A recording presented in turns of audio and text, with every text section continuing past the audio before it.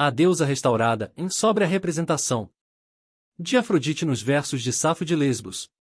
Sejam bem-vindos e vindas ao canal Biblioteca Esotérica. Convido a todas dignos e dignas a se inscrever no canal e deixar o like. Caso necessário, assista o vídeo na velocidade 2x para não perder o foco. Estarei disponibilizando um recurso do YouTube Premium. Apenas me chame no Instagram @player333, meu Instagram de recursos gratuitos. Ragusa, G. Fragmentos de uma deusa, em a representação de Afrodite na lírica de Safo. Campinas, ed. Unicamp, 2005. 448 polegadas.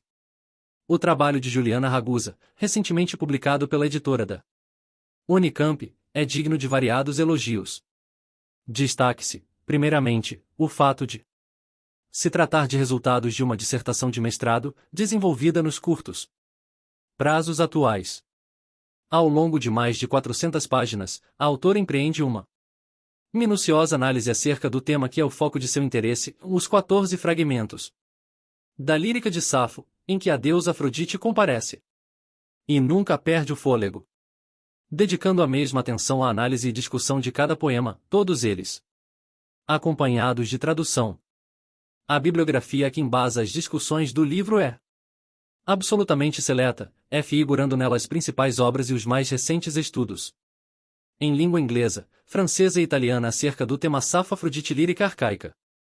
A lírica arcaica é um dos setores da literatura grega em que o trabalho se mostra mais árduo. Quase tudo que possuímos é fragmentário em as obras de poetas como Íbico, Estesícoro, Alceu e Anacreonte, para citarmos alguns, não passam de um conjunto de fragmentos. De Safo, restou-nos apenas um poema íntegro, com só um início de verso corrompido. Trata-se da famosa Ode a Afrodite, salvo essa exceção, todos os outros poemas são fragmentários.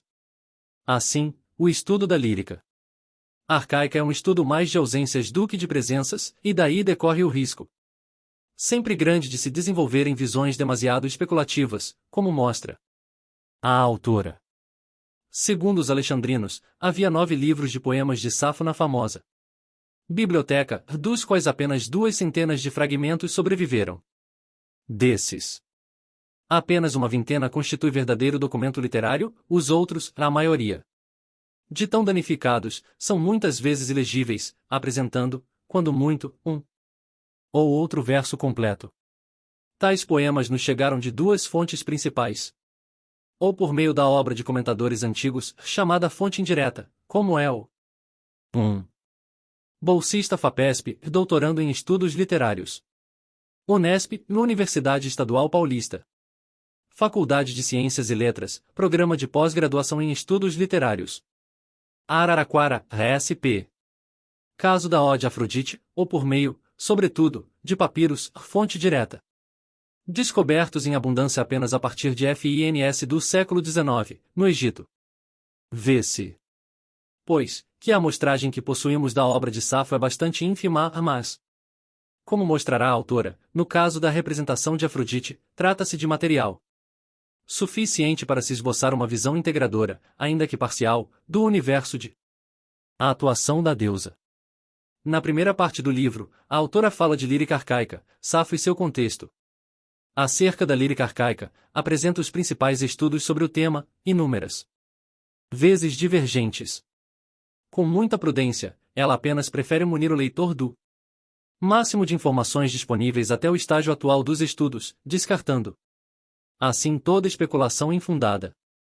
A autora mostra, por exemplo, que essa poesia mantinha profundas relações com a oralidade. Ela chama certos poemas de Safo de canções, que um poeta lírico não compõe apenas poesia monódica, mas também coral, e a poetisa de Lesbos compôs ambas as modalidades. Um dos equívocos mais comuns nos estudos da lírica de Safo é identificar a pessoa da poetisa com o eu lírico dos poemas. Assim, quase tudo que se afirra sobre a vida de Safo provém de sua lírica, ao passo que seus poemas são apenas entendidos como um espaço de expressão de seus sentimentos pessoais. Mas a autora desfaz o equívoco: o eu lírico sáfico está mais próximo do conceito moderno de persona do que do eu poético sincero dos românticos. Recusando, pois, a admitir O biografismo para o estudo dos poemas, a autora os tratará sempre como objeto literário, desenvolvendo, a partir desse critério, uma rica análise dos expedientes artísticos que operam em sua linguagem poética.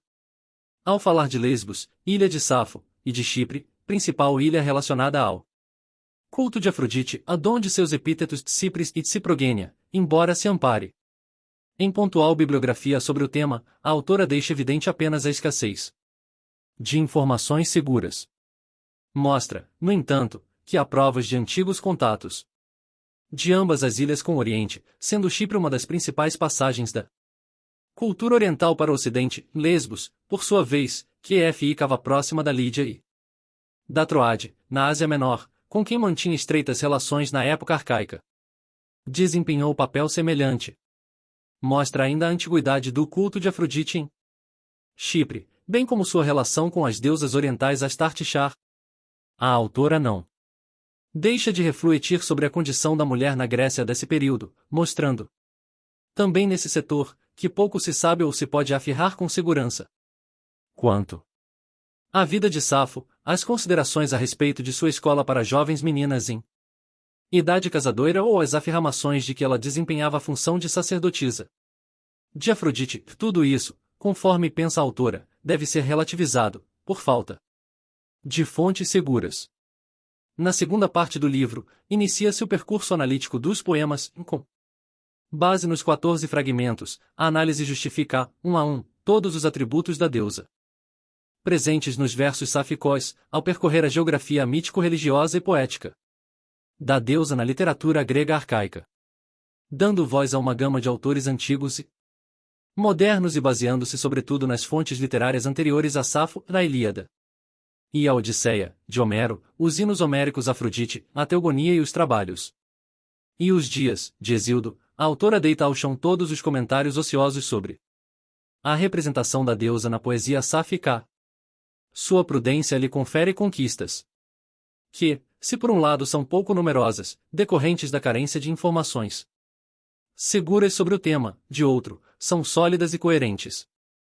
Assim, por exemplo, sua análise sobre a pertinência de, no fragmento 2, a edição de Voigt, interpretar-se o nome da ilha de Creta no segundo verso, por se tratar, como ela mostra, de um locus privilegiado da deusa, evidenciando, dessa maneira, a forte relação de Afrodite com Chipre, Citera, adonde Citéria, e também Creta, salta aos olhos o caráter insular da deusa, relacionada, pois, com o mar, com os ventos.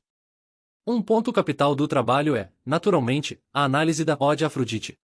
A autora mostra como se deve preferir a interpretação que entende o poema como uma prece, mas uma prece literária. Trata-se de um hino clético, a tal como fragmento 2v, ou seja, uma invocação para que um deus parta de um certo lugar e venha ter com quem o chama. Destaque-se a interpretação do adjetivo poikilotron. Como F.L. Manto Furtacor, considerado como invenção sáfica, muitas traduções leem tron como trono. A autora mostra, com base na Ilíada, a XXI, v 441, onde se pode ver uma virtual origem para o termo, que o sentido de manto se adequa mais à esfera da feminilidade da deusa. Trono, ao contrário, refere-se especialmente ao campo masculino dos epítetos divinos.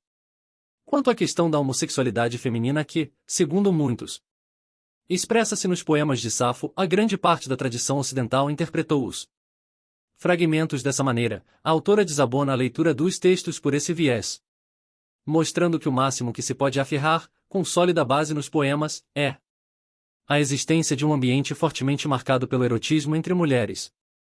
Contudo, nada embasa qualquer interpretação acerca do tipo de laços que se estreitavam entre as personas representadas nos versos sáficos. Enfim, o livro Fragmentos de uma Deusa, de Juliana Ragusa, mostra suficientemente quantos equívocos foram cometidos no estudo da lírica de Safo. A investigação sistemática das fontes, em busca de visões mais fundamentadas, além de uma preciosa interpretação dos poemas que representam a deusa Afrodite, eis alguns dos objetivos plenamente atingidos por seu trabalho, merecedor do Prêmio Jabuti de Teoria Literária de 2006. A autora é professora da área de Letras Clássicas da Universidade de São Paulo, USP, e desenvolve, atualmente, sua pesquisa de doutorado em torno da representação de Afrodite em outros 9 poetas líricos arcaicos, obra que deve ser aguardada com grandes expectativas.